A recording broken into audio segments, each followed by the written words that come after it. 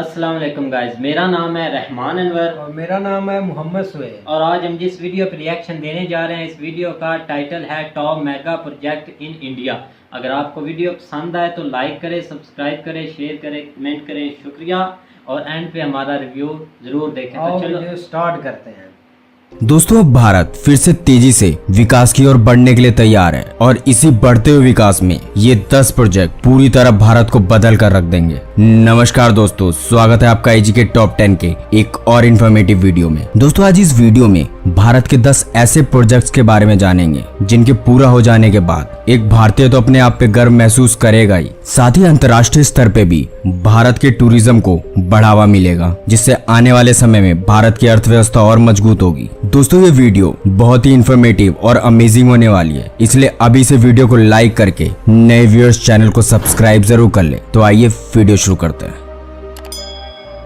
Number 10, Noida international airport. किसी भी देश को अंतर्राष्ट्रीय स्तर पर जोड़ने के लिए किसी भी देश में एयरपोर्ट होना बहुत जरूरी होता है। वैसे भारत के पास कई एयरपोर्ट है, पर फिर भी भारत की आबादी के अनुसार और बड़े फ्लाइट लैंडिंग एयरपोर्ट सिर्फ भारत में 1 या 2 है, जिसमें IGI अभी भारत का सबसे बड़ा एयरपोर्ट है, जिसके पास सिर्फ 3 रनवे अवेलेबल है, जिसके कारण कभी कभी कई फ्लाइट्स को डिले भी करना पड़ता है। हालांकि इसे देखते हुए 2001 में उत्तर प्रदेश के चीफ मिनिस्टर श्री राजनाथ सिंह ने नोएडा इंटरनेशनल एयरपोर्ट बनाने की घोषणा भी की थी, पर फंडिंग के कमी के कारण ये प्रोजेक्ट पूरी तरह बंद हो गया था। पर 2018 में इसे दोबारा रीओपन करके इस पर काम शुरू हो गया है, जिसके शुरू होने का डेडलाइन 2024 रखा गया है। और इस एयरपोर्ट के पूरे निर्माण की जिम्मेदारी Yamuna international airport private limited और ज़ूरिक एयरपोर्ट इंटरनेशनल, जो कि स्विट्जरलैंड की कंपनी है, उन्हें दिया गया है। और नोएडा एयरपोर्ट के 6 रनवे तैयार हो जाने के बाद ये एयरपोर्ट एशिया का सबसे बड़ा और दुनिया के सबसे बड़े एयरपोर्ट में से एक होने का खिताब भी हासिल कर लेगा, जो कि 7200 एकड़ में फैला 6 रनवे वाला तीसरा सबसे बड़ा एयरपोर्ट कहलाएगा दुनिया में रनवे के नजरिए से। और इसमें हर साल 5 मिलियन पैसेंजर को हैंडल करने की क्षमता होगी, जिसके लिए 1 लाइक तो बनता है।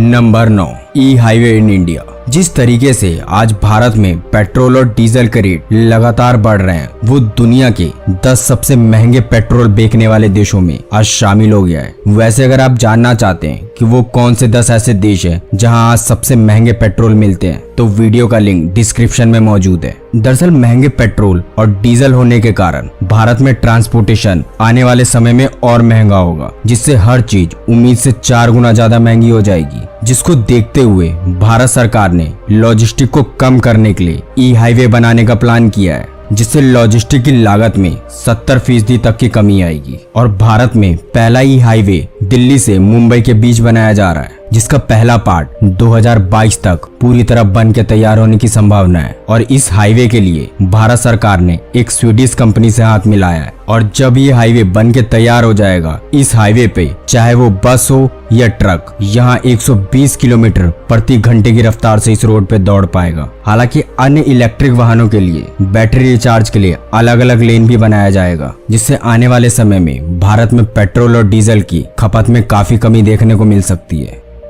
नंबर 8, कच्ची दरगाह बीदापुर ब्रिज। ये ब्रिज आने वाले समय में बिहार की शान कहलाएगी, क्योंकि ये ब्रिज बन जाने के बाद भारत का दूसरा सबसे बड़ा वाटर ब्रिज कहलाएगा, जो कि 9.76 किलोमीटर लंबा होगा। वैसे मौजूदा समय में असम के लोहित नदी के ऊपर भूपेन हजारिका सेतु 9.150 किलोमीटर के साथ सबसे लंबा ब्रिज है भारत का। दरअसल इस ब्रिज की शुरुआत अगस्त 2015 में किया गया था, जिसके पूरा हो जाने का अनुमान नवंबर 2022 तक बताया जा रहा है। वैसे इस ब्रिज का शुरू होना बिहार के लिए बहुत जरूरी समझा जा रहा है, क्योंकि ये ब्रिज पटना के कच्ची दरगाह से हाजीपुर के बीदापुर को पूरी तरह गंगा नदी के ऊपर से कनेक्ट करेगा, जिसके टोटल रोड को मिलाकर कुल कंस्ट्रक्शन 13.47 किलोमीटर का होगा। और इसके बन जाने के बाद महात्मा गांधी सेतु का लोड लगभग आधा हो जाएगा, जिसकी मौजूदा समय में हालत बहुत ही खराब है और हर दिन वहाँ गाड़ियों का लंबा जाम लग जाता है। वैसे जो बिहार से हैं वो कमेंट करके जरूर बताइएगा कि क्या ये सच है कि महात्मा गांधी सेतु में 6 से 8 घंटे तक का ट्रैफिक जाम लगता है। दरअसल इस ब्रिज को दुनिया की दो बेहतरीन कंपनियां बना रही है, L&T कंस्ट्रक्शन और दाइवो ENC, जिसको बनाने की कुल लागत 3115 करोड़ बताई गई है। Number 7, redevelopment of central Vista. इस प्रोजेक्ट के अंदर भारत के कई ऐसे प्रोजेक्ट हैं जिसे रीडेवलप किया जा रहा है, जिसमें एक मौजूदा समय का भारत का संसद भवन भी है, जिसे 1927 में ब्रिटिश शासन में एडविन लुटियंस और हार्बर्ट बेकर द्वारा बनाया गया था, जिसकी सीटिंग कैपेसिटी 790 लोगों की थी। और अब जो संसद भवन बनने जा रहा है वो 1272 सीटिंग कैपेसिटी के साथ होगा, जिसके 888 सीट लोकसभा की और 384 सीट राज्यसभा के लिए रिजर्व रखा गया है, जिसमें कुल 4 फ्लोर होगा और इसकी नींव 10 दिसंबर 2020 को दे दी गई है और उम्मीद जताया जा रहा है कि अक्टूबर 2022 तक ये पूरी तरह बनकर तैयार हो जाएगा, जो कि 1.5 एकड़ में फैला होगा, जिसकी कुल लागत 862 करोड़ की है, जिसके पूरे कंस्ट्रक्शन की जिम्मेदारी टाटा प्रोजेक्ट्स लिमिटेड के पास है और बिमल पटेल द्वारा आर्किटेक्ट किया गया है। वैसे इस प्रोजेक्ट के अंदर कई और बड़े निर्माण हैं, जिसमें central Vista Avenue Rajpath, common central secretariat, central conference centre और प्रधानमंत्री और वाइस प्रेसिडेंट के लिए उनके रहने के लिए रेसिडेंस और नया ऑफिस भी बनाया जाएगा इस प्रोजेक्ट के अंदर, जिनकी कुल लागत 13,000 करोड़ की है। साथ ही इसके पूरा करने की डेडलाइन 2024 तक रखी गई है। इसके अलावा इन सभी बिल्डिंग को पूरी तरह से भूकंप रोधी और हाई टेक्नोलॉजी से बनाया जा रहा है, जिसके पूरा हो जाने के बाद ये सारे भवन विश्व भर के आकर्षण का एक केंद्र बन सकती है। Number 6, Indian river interlinking projects. आज भारत में कई राज्य ऐसे हैं जिन्हें हर साल बाढ़ का सामना करना पड़ता है, तो कई राज्य ऐसे हैं जहां पीने का पानी या ठीक से सिंचाई तक का पानी उस राज्य को पूर्ति तक नहीं हो पाता है, जिसको देखते हुए 1999 में श्री अटल बिहारी, जो उस वक्त के प्राइम मिनिस्टर थे, इस योजना को पुनर्जीवित किया और इसको भारत में शुरू करने का आदेश दिया था। पर सरकार बदलते ही इस प्रोजेक्ट पर पूरी रोक लग गई और अब लगभग 20 साल बाद इसे दोबारा शुरू किया गया। और हाल ही में कुछ समय पहले गोदावरी और कृष्णा नदी को लिंक करने में वाटर रिसोर्स मैनेजमेंट सफल रही है। साथ ही इसके अलावा कई और नदियों को जोड़ने का प्लान भी है, जैसे यमुना और साबरमती को राजस्थान से जोड़ने का प्लान है, कोसी को घाघरा से, बूढ़ी गंडक और गंडक को गंगा से। साथ ही इसके अलावा इन सभी नदियों और प्रायद्वीपों को भी जोड़ा जाएगा, जिससे जिस राज्य में पानी की कमी है वहाँ पानी की पूर्ति हो पाए और जो राज्य बाढ़ झेलते हैं हर साल, उन्हें बाढ़ जैसी समस्या आने वाले समय में ना देखनी पड़े। जिसमें 6 इंटरलिंक बिहार से, 20 महाराष्ट्र से, 1 गुजरात से, 3 उड़ीसा से, 2 राजस्थान में, 3 झारखंड में और 1 इंटरलिंकिंग प्रोजेक्ट तमिलनाडु में निर्धारित किया गया है।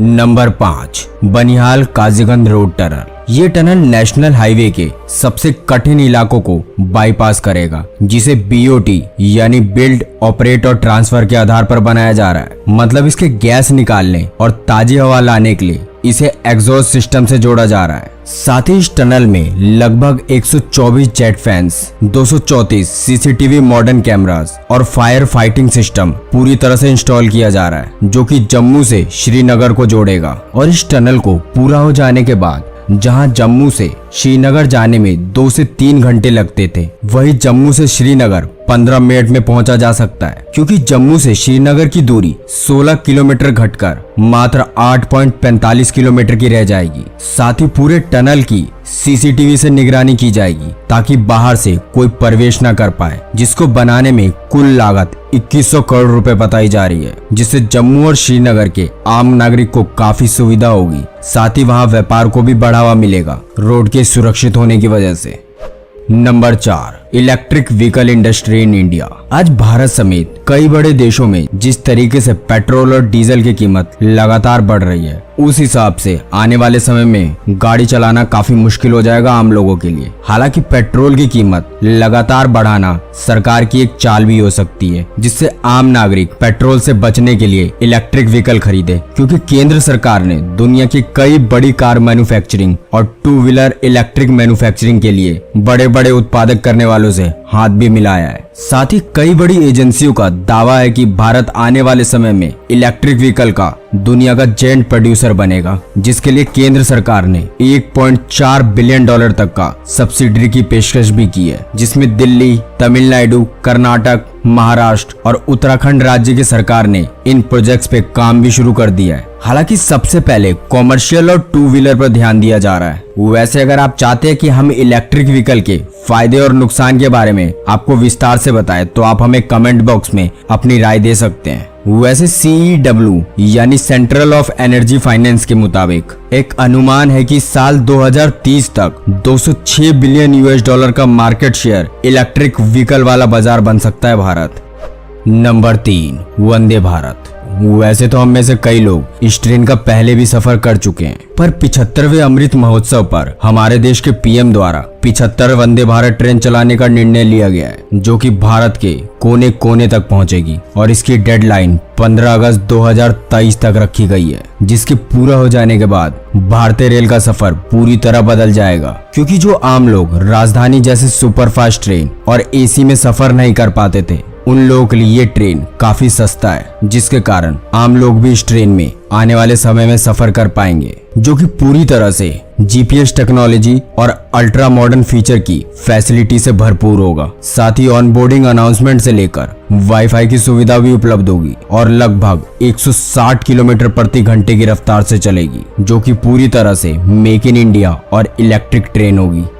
Number 2, metro city in India. जिस तरह से आज हर बड़े शहर में ट्रैफिक इतनी तेजी से बढ़ रहा है, वो एक बहुत गंभीर समस्या बन गई है। उसी ट्रैफिक को कम करने और ईंधन बचाने, साथ ही अपने इन्वायरमेंट को एयर पोल्यूशन से हो रहे नुकसान के कारण जिस तेजी से हर चीज को आने वाले समय में इलेक्ट्रिक वाहनों में बदलने का पूरा प्लान है, उसी प्लान का एक हिस्सा ये भी है। क्योंकि आज भारत में कई ऐसे शहर हैं जहां लोग काफी जल्दबाजी में होते हैं, जिसके कारण काफी रोड एक्सीडेंट भी हो रहे हैं और कई आंकड़ों के अनुसार भारत में लगभग 415 लोगों की जान हर रोज रोड एक्सीडेंट में चली जाती है। जिसको देखते हुए केंद्र सरकार ने हर बड़े शहर में मेट्रो लाइन की हरी झंडी दे दी है। वैसे 18 शहरों में तो पहले से ही मंजूरी थी, जिसमें से 13 शहरों में आज मेट्रो दौड़ भी रही है। पर हाल ही में PM नरेंद्र मोदी ने 2025 तक कुल 25 भारतीय शहरों में मेट्रो सर्विस का बजट पास कर दिया है, जिसमें आगरा, मेरठ, कानपुर, अहमदाबाद, कोची,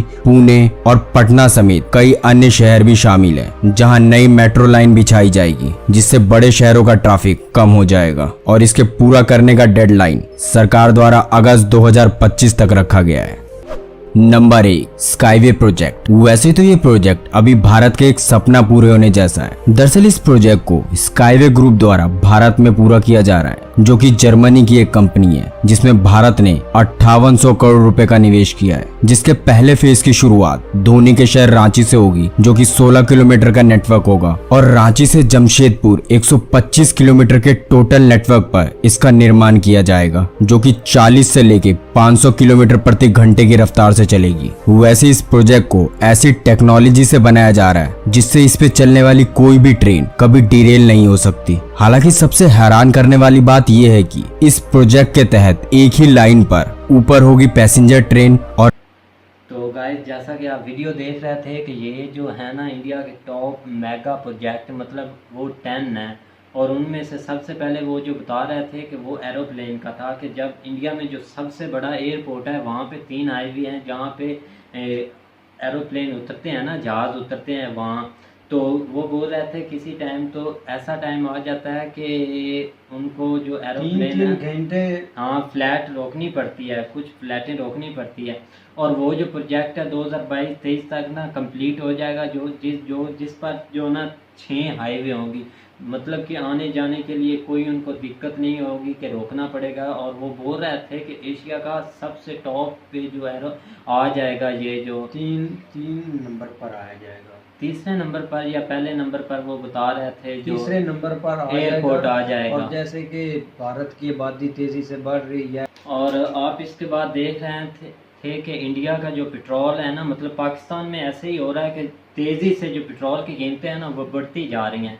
तो इसलिए उन्होंने जो है ना, इंडिया में भी यही हाल है, जो वो बोल रहे थे कि टॉप 10 पर जो आ जाएगा दूसरा इंडिया, जहाँ पे पेट्रोल बहुत ही महंगा होगा, मतलब कि गाड़ियों में पेट्रोल चल रहे हैं तो इसलिए वो महंगा हो जाएगा पेट्रोल। और इसके लिए वो बहुत से प्रोजेक्ट हैं, मतलब जिनमें आप देख सकते हैं कि मेट्रो चल रही है, जो मतलब आप जॉब पर जा रहे हैं तो गाड़ी लेकर जा रहे हैं, मोटरसाइकिल लेकर जा रहे हैं, उनको आपको ज़रूरत ही नहीं पड़ेगी वो जाने की।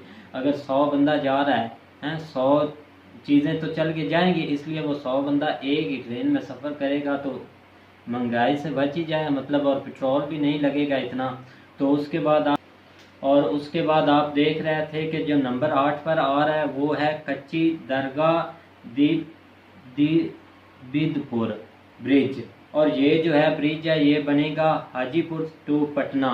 मतलब कि आप देख रहे हैं ये भी जो पटना के लिए ना ये काफ़ी कारआमद होगा। और उसके बाद आगे आ जाता है, उसके बाद आप देख रहे थे कि वो रिवर का है ना उस पर बना रहे हैं, रिवर है इंटरलिंकिंग प्रोजेक्ट पैन इंडिया। मतलब कि इससे फ़ायदा ये होगा कि आप देख रहे हैं कि हर साल जो सैलाब आता है, ठीक है, उसमें बहुत तबाही होती है। पाकिस्तान में भी आता है तो जो गरीब हैं उनकी हर चीज़ जो वीरान हो जाती है। और ये जो है इसमें ये होगा कि जब आप देखते हैं कि जो नहरों की निकलती हैं ना लाइन वगैरह, उसमें पानी जाएगा, ठीक है, नाले वगैरह बनते हैं उसमें पानी जाएगा, इधर उधर हो जाएगा। और इंडिया पर प्रोजेक्ट पर बहुत काम हो रहा है, जैसे कि आपने देखा कि वो जो गाड़ी हैं वो भी वो कर रहे हैं बिजली पर चार्जर करेंगे, पेट्रोल कम लागत आएगी। और पेट्रोल का इस्तेमाल तो बहुत कम हो जाएगा जो प्रोजेक्ट दिखा रहे हैं। और 2024 तक बहुत सारे प्रोजेक्ट मुकम्मल हो जाएंगे। और आपने देखा कि वो जो ब्रिज थी बीच में वो इलेक्ट्रॉनिक ला रहे हैं, वो जदीद तरीन ड्रोन भी ला रहे हैं और कैमरे भी उसमें, और ऑक्सीजन भी वो देती है बाहर। अगर कोई आदमी आता भी है ऊपर से हमला भी करता है तो इनको पता चल जाएगा। और इलेक्ट्रिक व्हीकल भी चल रहे हैं, दूसरा जो इंडिया में चल रहे हैं, जैसा कि बता रहे थे कि वो उसमें जो पेट्रोल है वो यूज़ नहीं होगा कि आप उसको इलेक्ट्रिक करेंगे, जैसे हम मोबाइल चार्ज कर लेते हैं तो वो चलता ही जाता है, ऐसे ये भी होगा, इसके साथ ये भी होगा। अगर आपको ये वीडियो पसंद आए तो लाइक करें, सब्सक्राइब करें, शेयर करें, कमेंट करें। शुक्रिया।